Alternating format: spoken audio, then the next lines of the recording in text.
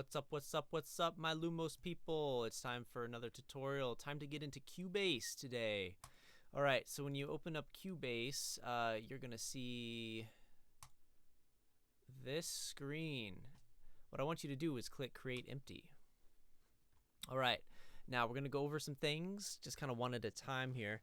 The goal today is just to learn the basic transport controls, much like when you're in a spaceship, and then get you doing what we did in BandLab just as an exercise, dragging in some loops from the media bay. So your screen should look like this. We have the numbers at the top. These are measures, 1, 2, 3, 4, 5, 6, 7, just like in BandLab.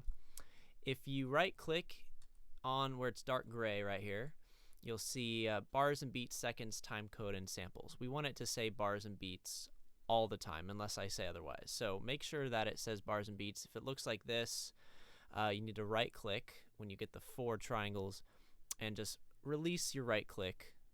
It's like the same thing as left click, it's just releasing right click. Okay, so from left to right, this is our inspector. It'll make more sense in a second. This right here is where we add tracks, which we will do in a second. Up at the top, I'm not gonna get to all this right now. You have your different select tools, your mute and solo, global things, your grid, which is really important. We're going to cover the grid today, beat, and we're going to cover this.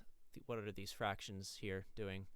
Okay, over on the right, we see this. If you don't see this, you can click up here on the top right. This is the right panel. There's also a shortcut for it.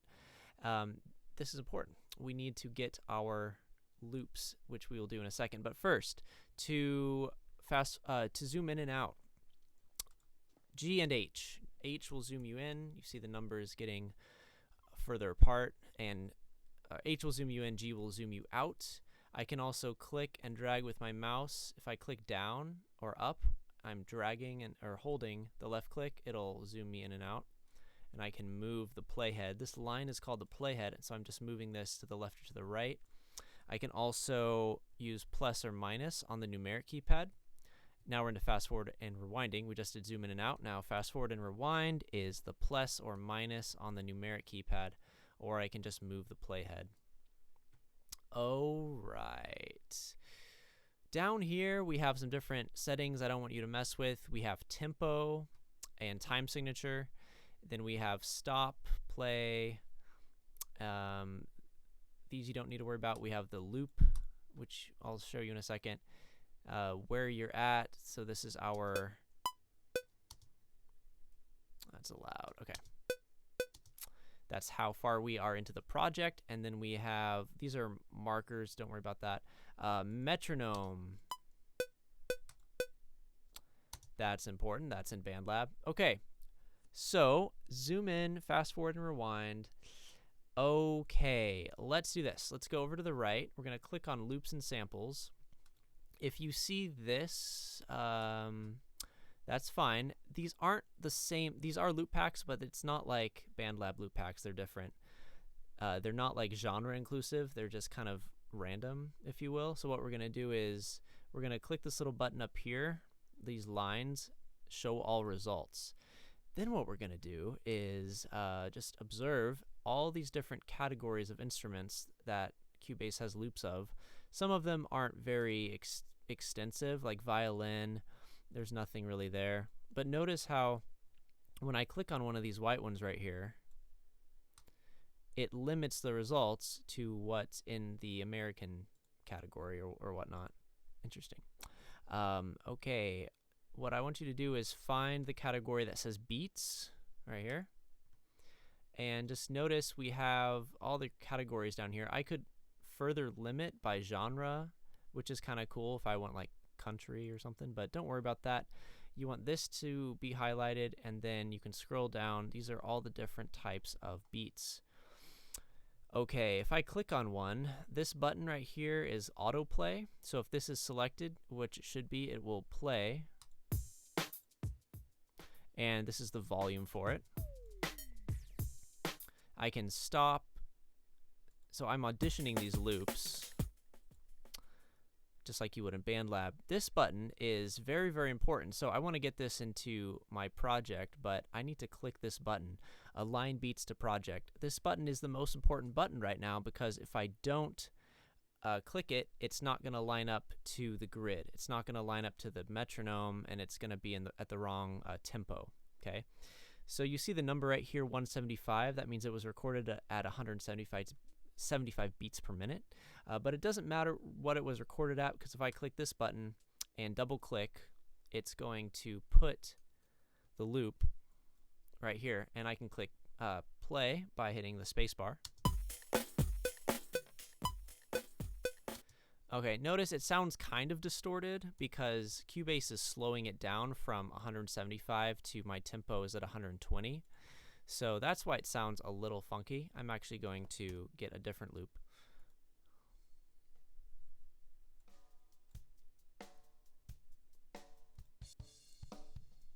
All right, we're gonna do this one. And I can also just drag it in.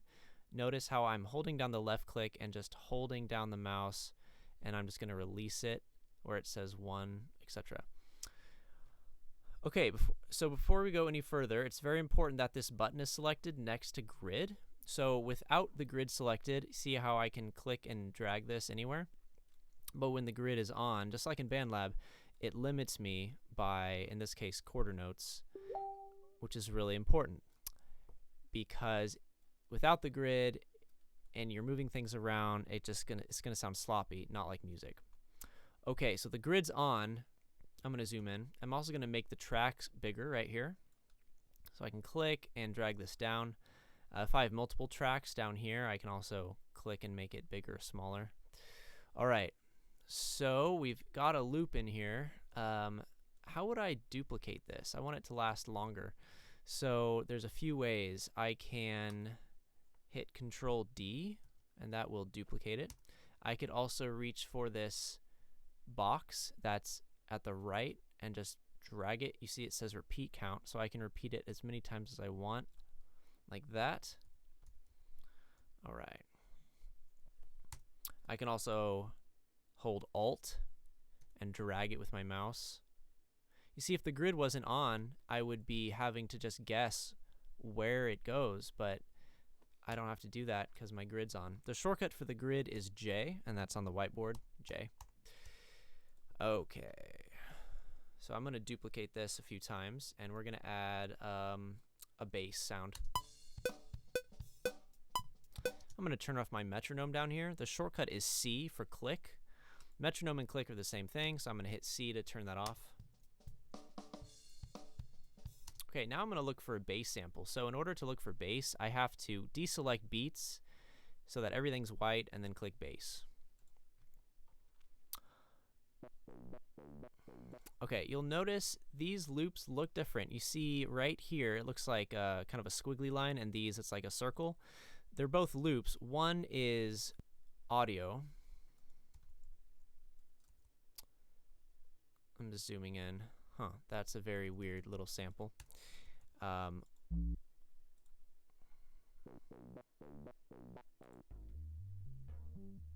Okay, one is audio, the other is, if I double click it, it's going to import a MIDI instrument, which it's the same. It's sound either way, but this is MIDI while the other one is audio. So we're gonna get into MIDI real soon. So you can explore either one of these right now because it doesn't really matter, and I can double click if I want on that.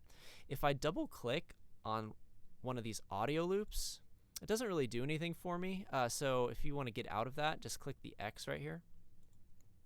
Okay, so to delete a track, I right click and I click remove selected tracks if I want to get rid of something. Yes, okay. All right, so let's find a bass. Ooh, my notifications. Let's find a bass loop. Here we go. I like it. All right, so let's say I want to change the volume of this. This is pretty loud. The easiest way for audio is to go to the middle of the audio region, okay? And you'll see a white box appear. I'm going to left click and drag that down. You see the waveform is getting smaller, measured in decibels. You know, this is probably going to be pretty loud.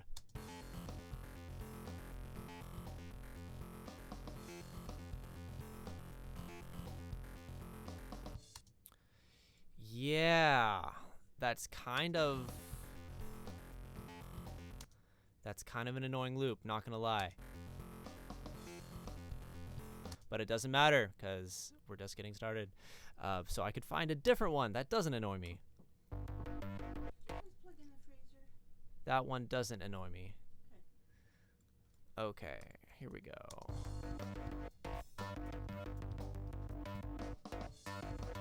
This doesn't really work with the drum loop to me, so I would find maybe a different drum loop. Go back to beats. And I could drag it in. If I drag it in over here, I can just move it back to the beginning. Oh, my grid is off. How dare I? All right.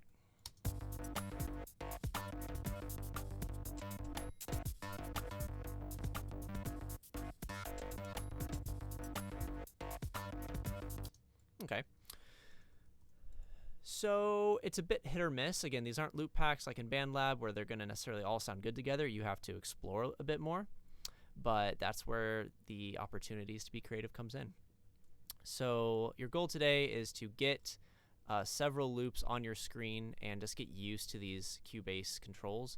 Don't worry about anything on the left. Just worry about loops, making sure autoplay, align beats to project is selected, that your grid is in bars and beats, your grid is on, and right now for it to say beat is fine, and we'll get into what these fractions are soon. All right, guys, enjoy.